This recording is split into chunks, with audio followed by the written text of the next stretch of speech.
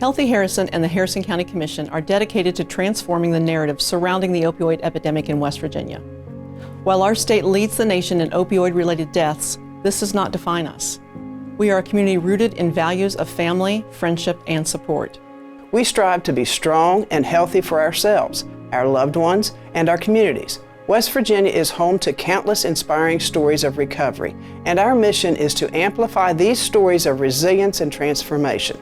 The following interview is intended to highlight the strengths and determinations of individuals who have overcome the challenges of addiction.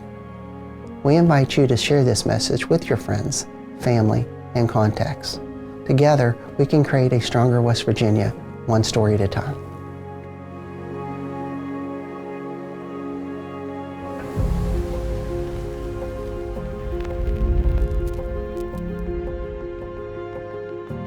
I'm C.W. Dent, originally from Bridgeport, West Virginia. Now I live in West Milford, West Virginia, and I am the Director of Business Development at Arch Recovery Center. I'm here to bring a little bit of light, I think, to recovery. My daughter's mom, when she got pregnant, was 16 years old. We were very young, and I felt it was in the best interest of the family to go to work. And expectations are tough. And when you expect something like that to happen and it doesn't, your mental health can deteriorate in different ways.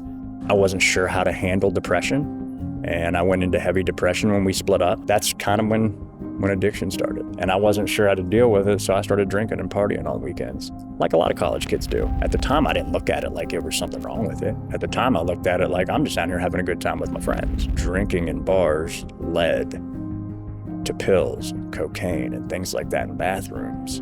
It just kind of took my life over at a very, very early age of 19 years old. I call what I did pretty much graduating from one drug to another over a long period of time of almost 20 years. The physical pain and withdrawal fueled everything. I couldn't go to work without getting high. I didn't have paychecks for very long. Like, I would get paid and it would be gone. I was getting high every single day, even once the kids came along. There were periods of being arrested, going to rehabs, trying to get it right, going to doctors to try and get medically assisted treatment to get it right. There were a lot of times that I tried to do the right thing. It just never stuck. Everybody's got a certain rock bottom they got to reach. And I feel like I reached about 20 rock bottoms over that period of time. Homelessness, jail. I went 2.5 years without seeing my 3 boys. From 8 to 10, those kids probably had no idea where their dad was or what their dad was doing. If my dealer called, they were getting loaded up in the car. They were riding with me to pick up drugs. You don't think in the right mind when you're actively using narcotics. But that depression and that hurt and that pain just made the addiction worse. Most addicts use to numb the pain of what they're going through, especially in the beginning. Once you get to a certain point, there's just a lack of control. You can't control it anymore. It controls every bit of your thinking, every single day, every minute of every single day. The main rock bottom that I hit was the last time I got high on my birthday. Something about overdosing changed everything. Without Narcan, I wouldn't be sitting here talking to you, and my kids wouldn't have a father.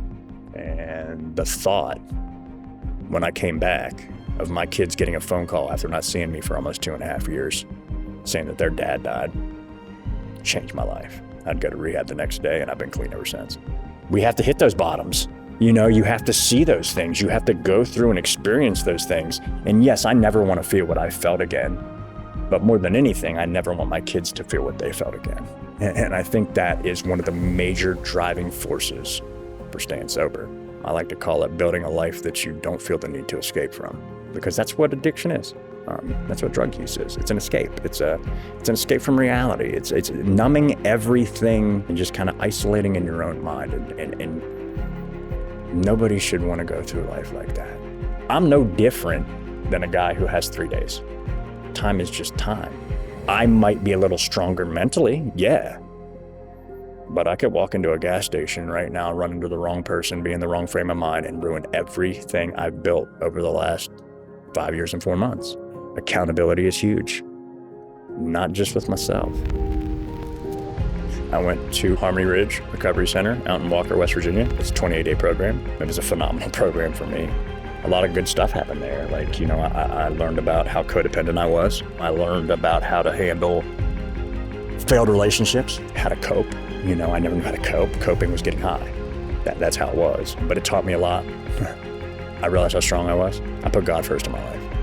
God puts people right in your path when you need them the most. And his plan is greater than any plan that I ever had. And I met the woman now, who's my wife. What a blessing. I think she saw something in me that I didn't even see in myself. I never dreamed I'd be in the position I am now. Like, my kids know that they can come to me and talk to me about anything they go through or struggle with. You think that there's so much damage you do over time and that they'll never understand. And they trust coming to their dad. And like, there is nothing better than that. I'm a recovery coach, I'm a life coach, I'm a peer recovery support specialist. I coach high school baseball. I'm looking into coaching high school football. I run a youth organization in downtown Clarksburg for kids 13 to 18 years old. If you'd have told me 6 or 7 years ago that I'd be the guy who had the opportunity to facilitate or lead some of these things, there's no way I would have believed you. And I'm so glad I have a wife by my side and my kids by my side and her kids by my side to share it all with, because life is so beautiful on this side of addiction, and I wish more people got to see it.